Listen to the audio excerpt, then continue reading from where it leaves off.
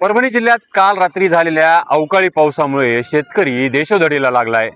शेतात उभे असलेली गहू असेल, ज्वारी यासारखी पिके पूर्णपणे जमीनदोस्त झाली आहेत आणि त्यामुळे शेतकऱ्याला ऐन वेळी तोंडाचा घास पळवण्यात आलाय. निसर्ग शेतकऱ्यावर कोपलाय. मागील काही वर्षापासून वारंवार अशा घटना घडत आहेत आणि त्यामुळे शेतकरी आर्थिक अडचणीत आला आहे.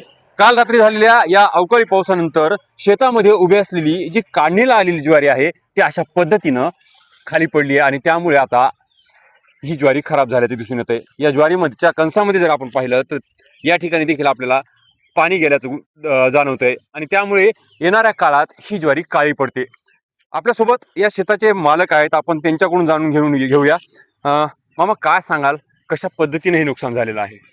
आता हे हातातोंडाला आलेला घास होता, काढणीला आलेली ज्वारी आहे.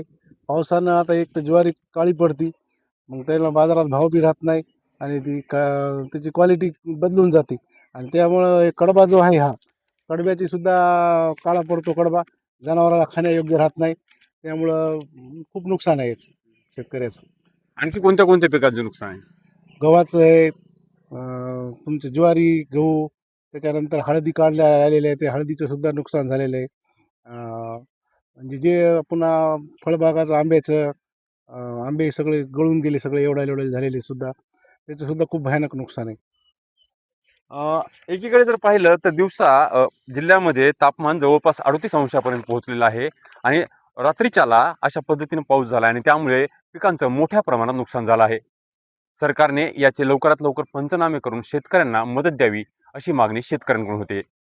विशाल माने, न्यूज 18 मराठी, परभणी.